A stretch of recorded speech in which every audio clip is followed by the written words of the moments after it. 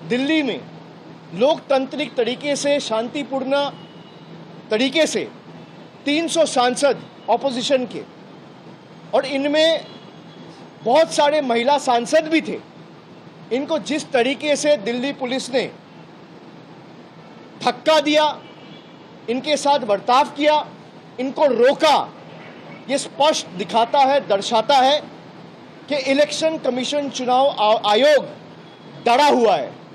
इनके पास हमारे सवाल के कोई जवाब नहीं है। अगर आपके पास जवाब है तो आप दो भाई, कि एक ही एपिक नंबर पे गुजरात में और बंगाल में वोटर कैसे है, एक ही नाम पे अलग अलग 10 पोलिंग स्टेशन में वोटर कैसे है, एक ही एड्रेस पे 5 बाई 10 स्क्वायर फीट एक मकान में 100 वोटर कैसे रह सकते हैं, जिनका कोई अता पता, कोई एग्जिस्टेंस नहीं है। और इलेक्शन कमीशन अगर कह रहा है कि वोटर लिस्ट में गलती है, ऑपोजिशन के सारी पार्टी कह रहा है कि एसआईआर नहीं होना चाहिए, मैं इलेक्शन कमीशन को कहूंगा कि चलिए मैं मानता हूं आप सही कह रहे हो, तो पहला तरीका क्या होना चाहिए, पहला स्टेप क्या होना चाहिए?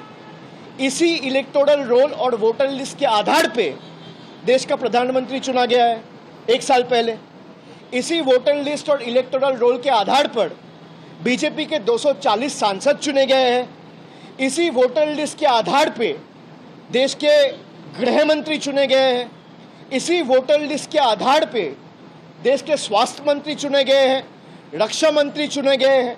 इसी वोटर लिस्ट के आधार पर जो इलेक्शन कमीशन कह रहा है जिसमें फेक वोटर है, इसी वोटर लिस्ट के आधार पर यही सांसद जो चुने गए हैं वो आने वाले दिन में राष्ट्रपति चुनेंगे, उपराष्ट्रपति चुनेंगे।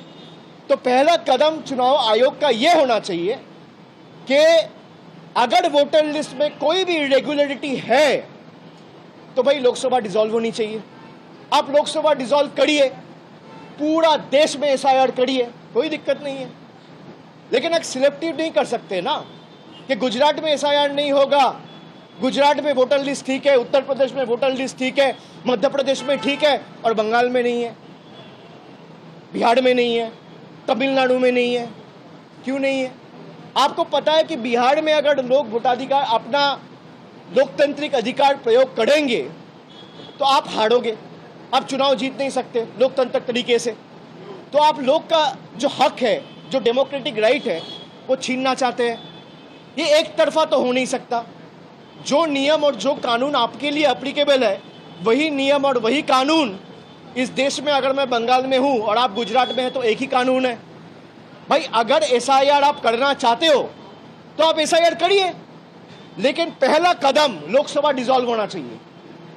If the government is elected on the basis of the same flawed SIR, then the legitimacy of the central government is null and void. The government of the day should resign. The union government should dissolve. The Lok Sabha should be dissolved.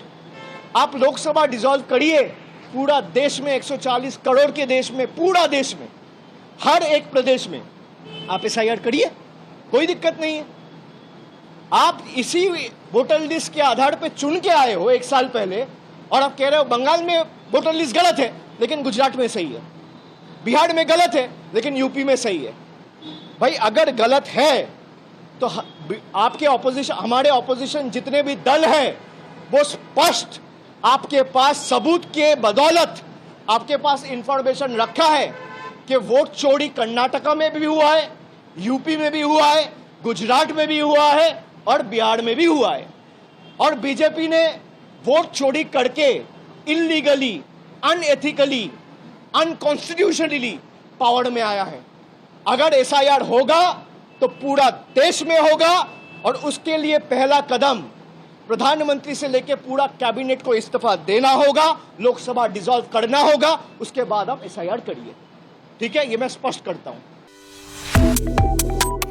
Subscribe to One India and never miss an update. Download the One India app now.